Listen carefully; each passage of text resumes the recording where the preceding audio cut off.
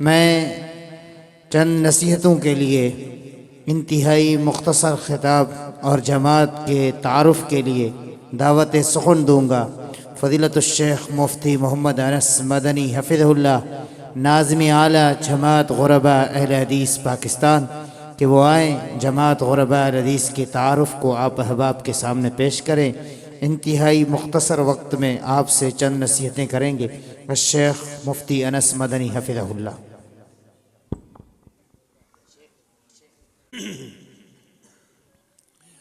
السلام علیکم ورحمۃ اللہ وبرکاتہ۔ بچوں کی آواز ماشاءاللہ زیادہ آئی ہے، اونچی سوالات سلام کی، اور بڑے حضرات میرے خیال سے ابھی بوڑھے تو نہیں ہو سارے کہ وہ کمزوری آ گئی ہو، دوبارہ سلام کر لیتا ہوں۔ السلام علیکم ورحمۃ اللہ وبرکاتہ۔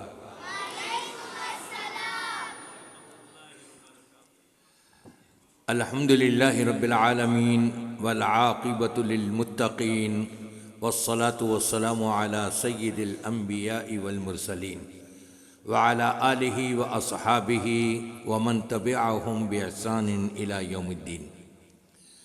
اعوذ باللہ من الشیطان الرجیم وذکر فإن الذکریٰ تنفع المؤمنین۔ تمام تعریفیں رب تبارک و تعالیٰ کے لیے، اور درود و سلام پیارے نبی محمد الرسول اللہ صلی اللہ علیہ وآلہ وسلم کی ذات اقدس کے لیے، رب کائنات کی ساری مخلوقات کی تعداد سے زیادہ صلی اللہ تعالی علیہ وعلی آلہ واصحابہ وسلم تسلیما کثیرا کثیرا۔ رب تبارک و تعالیٰ کا ارشاد اور فرمان ہے، کچھ واعظ و نصیحت ہوتی رہے، اس سے ایمان والوں کو فائدہ پہنچتا ہے۔ ماشاءاللہ ابھی ہم شیخ الاسلام ترجمان قرآن و سنت فضیلت الشیخ حضرت العلام مولانا محمد ابراہیم بھٹی صاحب کا جو خطاب سن رہے تھے، آپ یقین کریں ایک ایک لفظ دل میں بیٹھتا جا رہا تھا۔ اس کو پوری زندگی ہم اپنا لیں، سیدھی راہ جنت کی ہمارے لیے ہموار ہوتی ہوئی نظر آئے گی انشاءاللہ تعالی۔ فضیلت الشیخ نے 3 نکات بیان کیے، اسی کی مناسبت سے قرآن پاک میں 3 نکات بیان کیے جانے والے میں چند منٹ آپ کو معلوم ہے 10 سے کم ہوتے ہیں، اس سے زیادہ نہیں ہوتے۔ بدع کا لفظ آتا ہے احادیث کے اندر، اور وہ 2.5 سے کم ہوتے ہیں، 10 سے کم ہوتے ہیں۔ اسی کے اندر انشاءاللہ تعالی میں آپ کے سامنے رکھنے کی کوشش کروں گا۔ رب تبارک و تعالی سے یہ دعا کرنی چاہیے کہ ہم جو بھی کچھ سنائیں اور سنیں، اللہ تعالی ہم سب کو اس کے مطابق عمل کرنے کی توفیق عطا فرمائے۔ عمل سے زندگی بنتی ہے جنت بھی جہنم بھی، یہ خاکی اپنی فطرت میں نوری ہے نہ ناری۔ رب تبارک و تعالی نے جہاں اپنے نبی کے ذریعے سے یہ بتایا کہ تم اللہ سے سوال کیا کرو، اور یہ بھی بتایا کہ تم اہل علم سے بھی سوال کیا کرو، اور یہ بھی بتایا کہ تم کن لوگوں سے سوال نہیں کرو گے، اور اس کے ساتھ ساتھ یہ بتا دیا اللہ بھی تم سے سوال کرے گا۔ ہم نے اہل علم سے مسائل کے بارے میں سوال کرنا ہے، پوری زندگی کرتے رہنا ہے۔ فَاسْأَلُوا أَهْلَ الذِّكْرِ إِن كُنتُمْ لَا تَعْلَمُونَ۔ اگر تمہیں کوئی مسئلہ معلوم نہ ہو تو اہل علم سے پوچھ لیا کرو، وہ قرآن و سنت کے ماننے والے وہ بتا دیں گے کہ ہاں جی مسئلہ اس طرح سے ہے۔ اللہ سے جو سوال کرنے کے لیے ہمیں نبی پاک صلی اللہ علیہ وسلم نے بتایا ہے، من سأل اللہ الجنت 3 مرات، جس شخص نے اپنی دعاؤں میں 3 مرتبہ، کتنی مرتبہ؟ یہ میں اس لیے آپ سے کہلوا رہا ہوں تاکہ آپ کے ذہن نشین ہو جائے اور دل و دماغ میں یہ بات رچ جائے اور بس جائے، تاکہ ہمیشہ عمل کرتے رہیں۔ من سأل اللہ الجنت ثلاث مرات، جس شخص نے اللہ سے اپنی دعا میں 3 مرتبہ سوال کیا، کتنی مرتبہ؟ 3 مرتبہ سوال کیا، کس چیز کا؟ جنت کا، کہ یا اللہ تو مجھے جنت عطا فرما دیجیے۔ اور نبی کریم صلی اللہ علیہ وسلم نے وہ کلمات بھی سکھا دی، اللہم انی اسألک الجنت الفردوس۔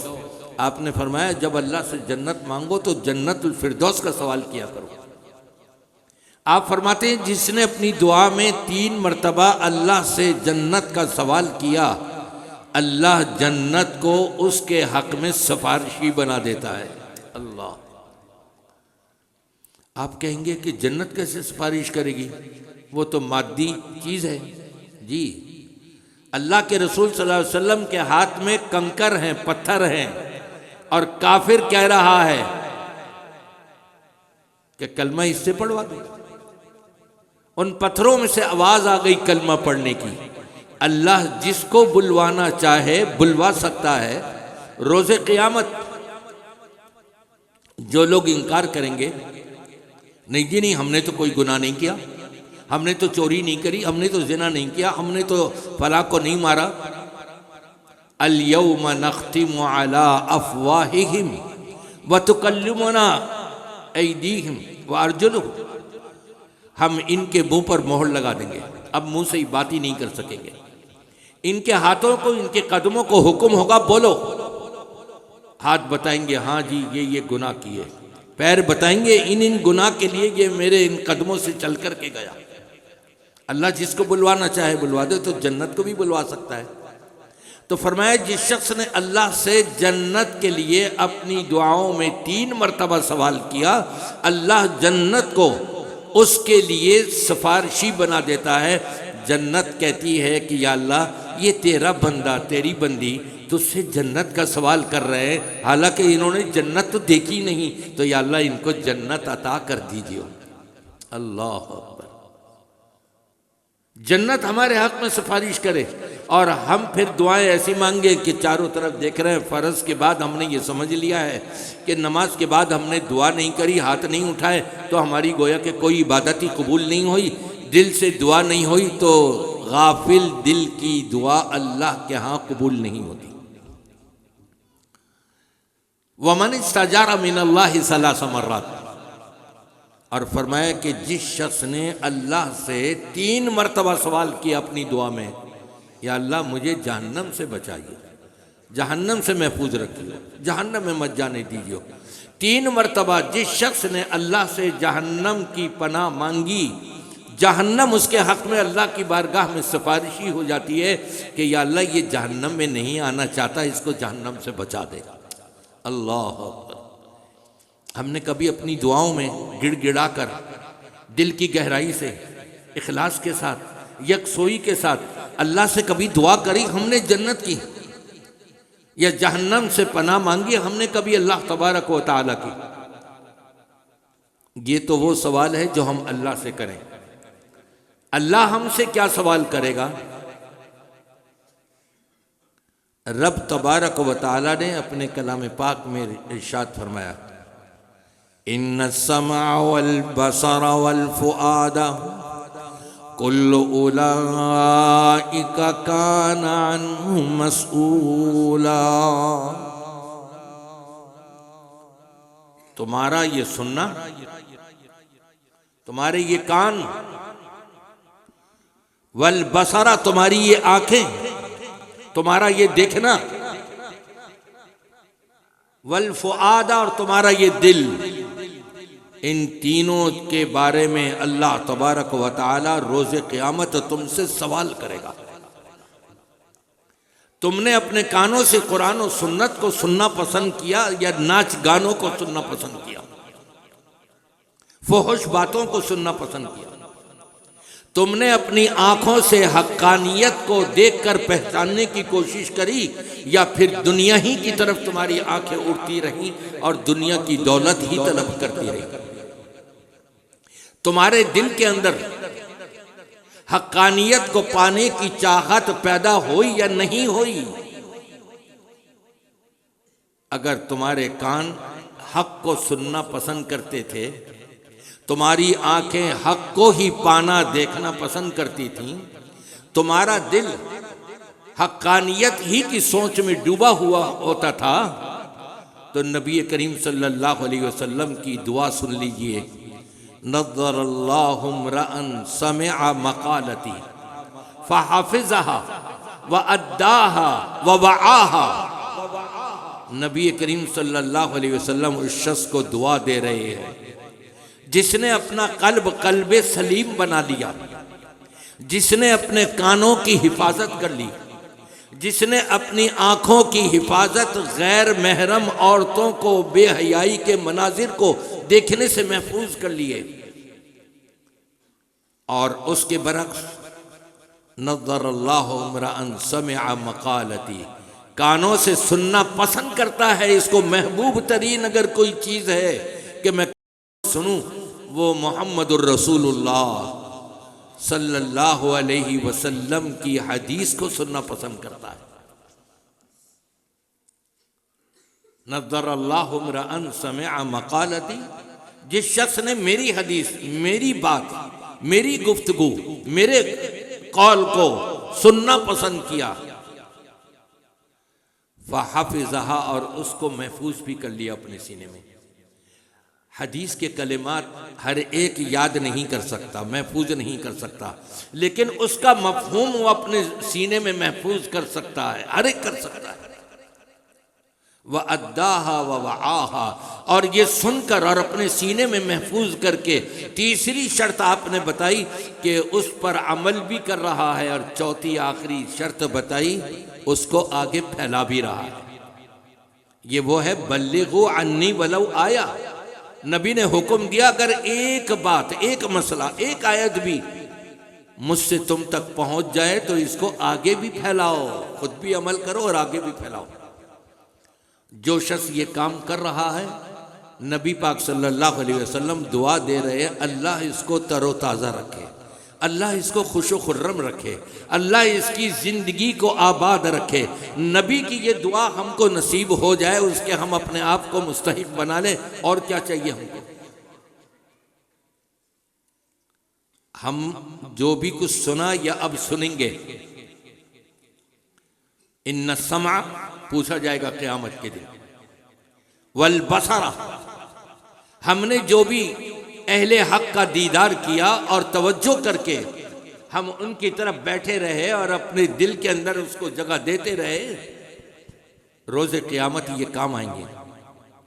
والفؤاد، جو کچھ سنا حق بات کو دل میں جمع رکھا اور اس کے مطابق عملی زندگی اختیار کر لی، یقیناً یہی آخرت میں کامیاب لوگوں کی نشانی ہوگی۔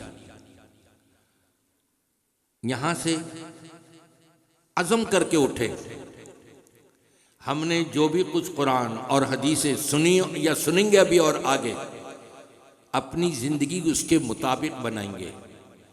یہ کانفرنس منعقد ہی اسی لیے کیے جاتے ہیں کہ تاکہ آپ لوگوں کو علماء کرام آ کر کے کچھ سنائیں، کچھ بتائیں، اور ماشاءاللہ علامہ صاحب نے، فضیلت الشیخ بھٹی صاحب نے جو کچھ بیان کیا ہے، حقیقت یہ ہے اگر اس کو ہم اپنے دل میں جگہ دے لیں، جنت ہمارا انتظار کر رہی ہوگی انشاءاللہ، اور جہنم ہمارے لیے رب سے درخواست کر رہی ہوگی کہ یا اللہ ان کو جہنم میں مت لائیے۔ نبی کی بات کو سننا، اس کی تصدیق کرنا، اس کے مطابق عمل کرنا، یہ خلاصہ تھا بھٹی صاحب کا۔ اللہ تعالیٰ ان کو جزائے خیر عطا فرمائے، ان کو شفائے کاملہ و عاجل عطا فرمائے۔ اللہ تبارک و تعالیٰ انہیں صحت و عافیت کے ساتھ سلامتی والی، ایمان والی، اعمال صالحہ والی لمبی زندگی عطا فرمائے، تاکہ ہم ان سے استفادہ کرتے رہیں۔ آخر میں حضرت الامیر مولانا حافظ عبد الرحمن سلفی صاحب امیر جماعت قرباء اہل حدیث علیل ہیں، آپ کو سب کو تقریباً معلوم ہے، ان کے حق میں بھی آپ دعا کرتے رہا کیجئے، انہوں نے آپ سب کو سلام کہلا کر کے بھیجا ہے۔ جو بھی قرآن اور حدیث سے جڑے ہوئے ہیں نا، چاہے ان کا کسی بھی جماعت سے تعلق ہو، یہ سب ایک ہے، ان کا منہج ایک ہے، ان کا نظریہ ایک ہے، ان کا عقیدہ ایک ہے، ان کا عمل ایک ہے، تو ہم سب سے محبت کریں۔ جو بھی قرآن اور حدیث سے جڑے ہوئے ہیں، چاہے ان کا کسی بھی جماعت سے تعلق ہو، جماعت غرباء اہل حدیث کا یہ سبق ہوتا ہے کہ یہ سب ہمارے بھائی ہیں، ساری جماعتوں کے علماء ہمارے اپنے بزرگ اور علماء ہیں۔ تو میری دعا ہے کہ اللہ تبارک و تعالی ہم سب کو صحیح معنوں میں آپس میں محبت اور پیار کے ساتھ زندگی گزارنے اور قرآن و سنت کے مطابق پوری زندگی عمل کرتے رہنے کی اللہ تعالی ہم سب کو توفیق عطا فرمائے۔